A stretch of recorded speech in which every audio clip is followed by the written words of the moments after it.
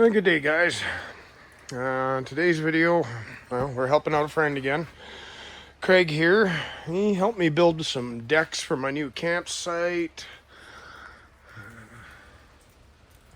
Helped me spread all this gravel. I think all it did was help the weeds grow. But today he's having trouble clutches. We got into him a little earlier. Thought we were just going to do a belt and clean up his shivs. But when we took them off and inspected them, there's all kinds of trouble in there. And we got some rocket fuel and new clutches. They got to be assembled and put them back together. But when we get into it here, the real purpose of this video today is to just have a little chat about when you're buying clutches. A lot of things you see on social media, a lot of people getting misled by clutch manufacturers trying to sell just whatever they have, push their product. We'll talk about that in a minute. Okay, guys, so we're back here. Here's why we're changing Craig's clutches. So we went on a terrible ride last year, Gap Lake, Muskeg. And one of the tricks to traveling on Muskeg, if you don't want to break through, is you don't spin your tires. So Craig's machine, with the gear reduction in the low range and the transmission, he can actually do that quite well. I, however, smoked two belts, one on the way in, one on the way out. Heavy machine, aggressive tires. You see the one tire still on backwards from that ride. But anyway, on the ride home, he started throwing the misfire code and going into limp mode, the typical Polaris problem. And we thought we were just going to take his clutches apart, clean them up, throw a new belt on her, and away we'd go. But once we got in here, we found this bearing was seized. Now, I've got it broken loose because look what happened here. But originally we couldn't turn this bearing, and you can feel it crunching and grinding there now. But this clutch was on so tight, impact gun wouldn't take it off with the puller. I put the pry bar through, got the big ratchet out, and put the puller through, and this whole works. The spider started spinning, and you can tell again by the fact that in here in this jam nut, you should see one or two threads sticking up out of there. So Craig decided, you know what, we're just done. We got to looking at the wear on the insides of these posts here. Right about here, I'd say is about a 1/16 of an inch wear where your Teflon button rides. Now down here at the bottom it ain't bad, but when you get it up here, holy Moses, it's terrible shape. So he went and bought all new stock clutches. I just put up a little video about how to choose your clutches and why. He loves the tuning on these clutches, especially with the gear reduction in the transmission. We didn't want to go down the rabbit hole of having to tune them, you know, buying different weights or the weights where you screw the weights in the side. Stock Polaris clutches, considering the riding he's done, the way he's driven it, the tires, he was pretty happy with the performance of the stock clutches. He did not smoke a belt until we went Muskeg riding. That's a pretty good deal. But as you can see, brand new primary comes missing a few things. Now, I don't think I'm going to do a video on how to rebuild clutches. There's a lot of people out there that do this better than me. I'm a hobbyist. I'm not a professional. But here we go. I'll bring you back in on the highlights. Well, got the top off of this clutch, and holy Moses, I think we were a little closer to catastrophe than I thought. I don't know if my breaking this clutch loose did that all the way. Holy smokes. She was on there pretty good, but I didn't have to turn that clutch puller very hard. And this is one of the most common problems with Polaris clutches, is this spider backing off. Jam nut coming off, getting jammed in between here and here, and you don't get your top speed out of the machine. You get all kinds of weirds acting up. Yeah, that's a good one. So I'm going to give you an idea what a healthy one looks like. There should be a thread or two sticking up past the top of this jam nut. This one's a little light, but there's one thread right there.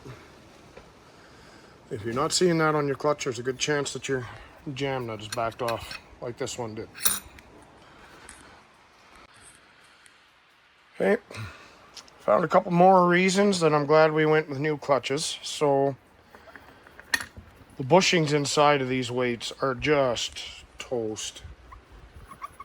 You can rock this thing. Sorry, let me get the right angle here. Back and forth. Moves a good 1/8 of an inch. And then the little roller that it rides against up in here. This one doesn't feel like it's got bearings left in it. It's just crunching around in there. This one, I think, is seized. Let's see if I can get you. And those are all pitted and banged up. I know they're never going to be perfect, but yeah.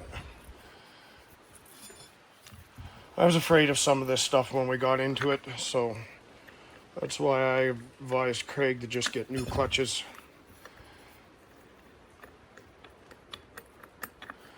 And the new clutches don't come with weights, guys. If you order them, you have to order the weights separately.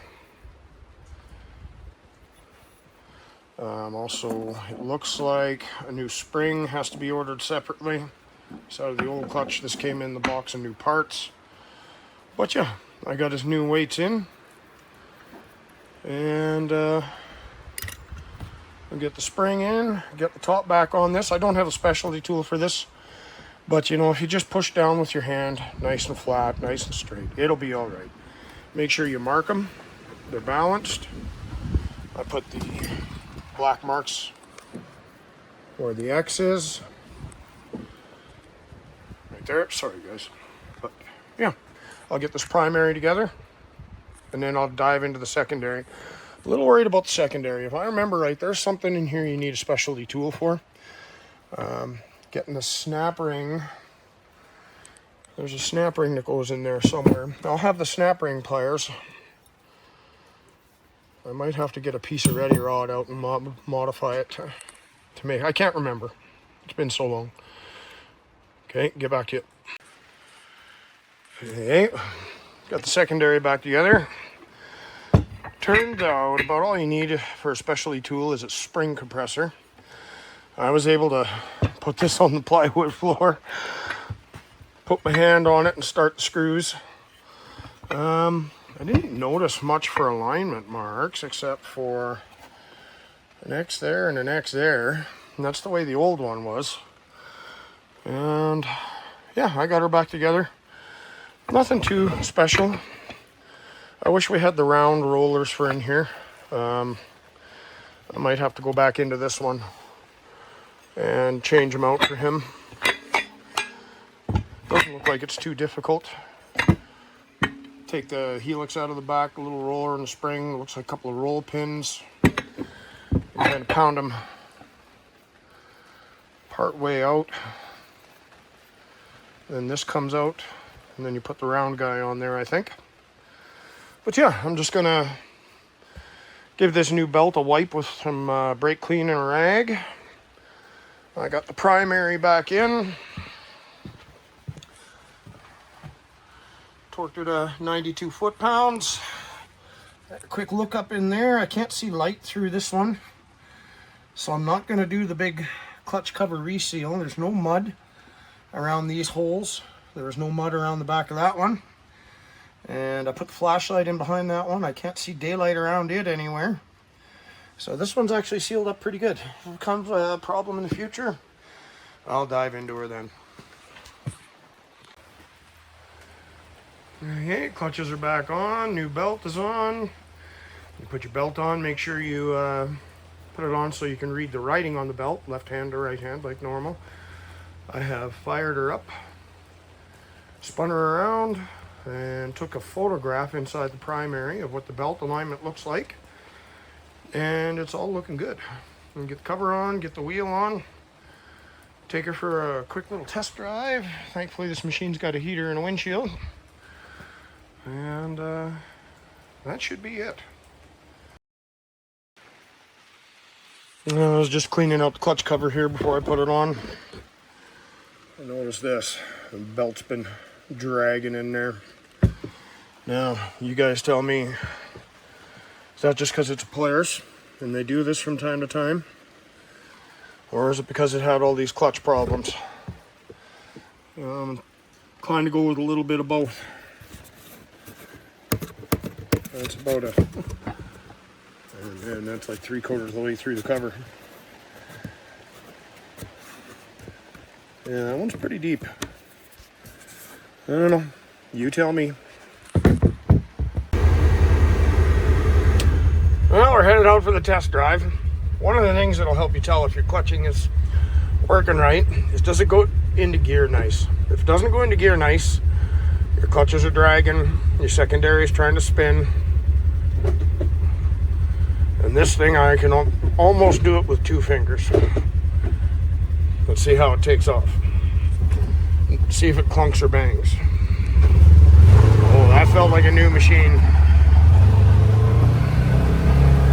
I'm gonna go for a rip. See if the clutches come off. Just kidding. But yeah, get back to you.